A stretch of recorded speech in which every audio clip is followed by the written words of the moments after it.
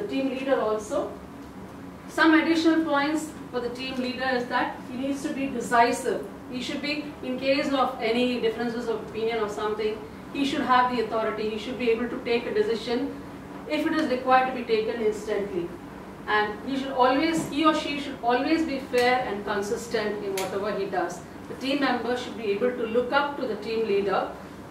They will be able to look up to the team leader only if they know and can be sure that he is fair and consistent all the time. It's not that at one point in time he says something, but then he changes his opinion at another point in time. The last one is the conflict resolution. Conflict resolution, the 5 aspects, the 5 ways that you can handle conflict is, one is avoidance. Like I said, the authoritarian leader always avoids conflicts. Why? Because he doesn't want conflict, because he wants to have the last say in everything. Accommodation is where you give in to the ideas of the other person and you move along with your work, teamwork. There is a win or lose situation. Suppose there could be something that a team member is suggesting which could result in a winning position for some of the team members, but it could be a losing angle for some other team members. So that also is not actually the ideal situation.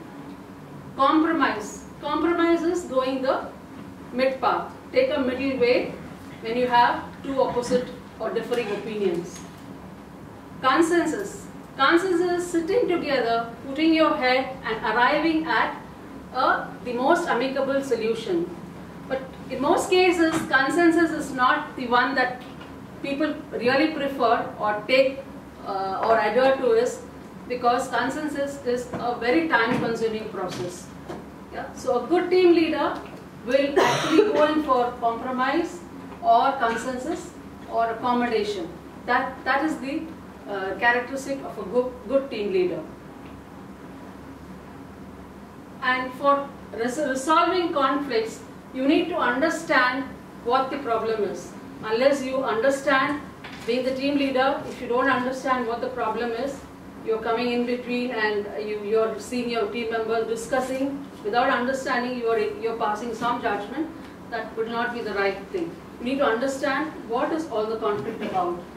And there should be a joint responsibility. The members should feel that whatever decision or whatever consensus they come into is the joint responsibility of all the team members. It's not just the team leader. Of course, the team leader has greater responsibility, but while doing a consensus and arriving at a consensus decision, the team members should understand that it's a joint responsibility within the team. And like I said, a good team is an opportunity to speak. So unless you speak out your thoughts, whether it is negative or positive, you will not be able to come at the right decision in case of a conflict. And you need to understand what the gain would be. Sometimes the decision that is the best to take may not be the decision may not be a good decision for the organization. So there are so many things that you need to keep in mind when you actually arrive or try to arrive at a resolution for a conflict. And of course, receptiveness, it has to be accepted by all. That is, when you go in for the consensus method, you need to make sure that everybody is receptive to the ideas that is being finally taken.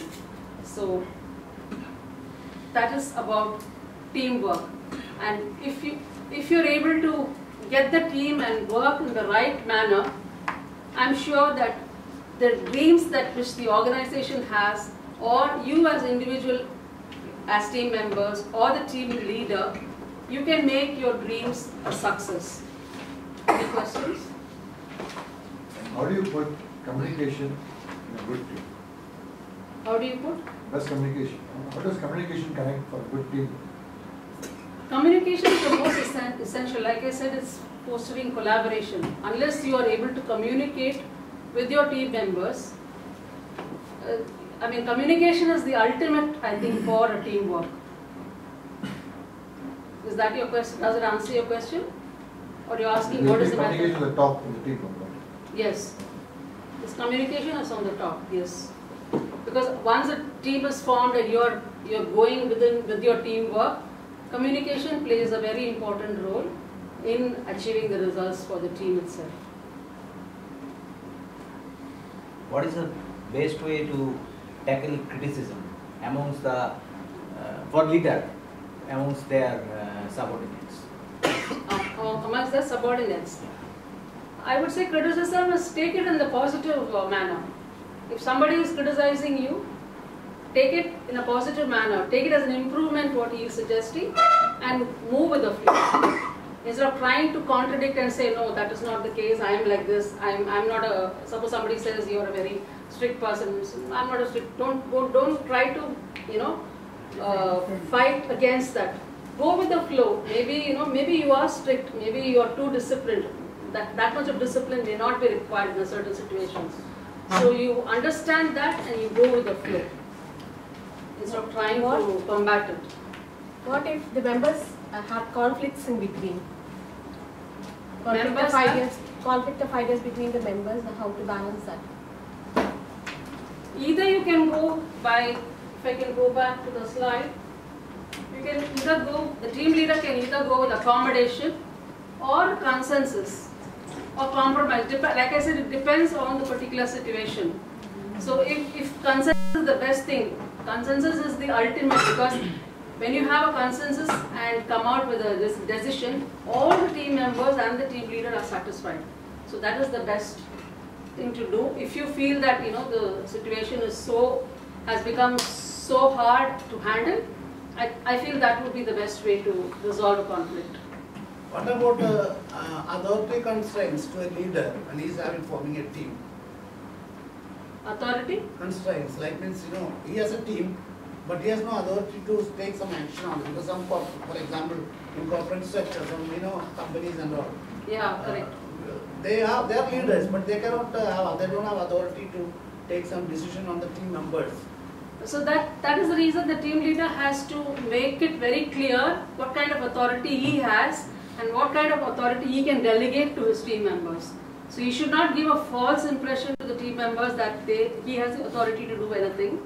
Like for example, maybe if they do a good job, if you're talking about variable pay or bonus, maybe the team leader does not have the authority to actually grant it. Maybe he can only recommend it.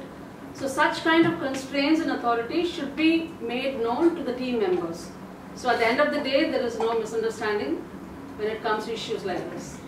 In one of the team. One last question. We have time constraint. Yeah. How competition plays a role inside the team, and what are the factors involved in like healthy or unhealthy? Inside the team competition. Physical parameters, that's what Competition. You mean Factor competition, internal competition. How the competition factor plays a role in growth of the team or the fall of a team. See, as long as you have a healthy competition, the competition is not there to put down one member of your team.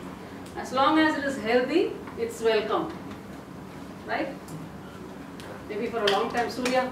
Yeah, he was. No, you've been a team leader in the corporate world and you've been a team leader in Toastmasters, which is a non-profit organization and different kind of authority or responsibility.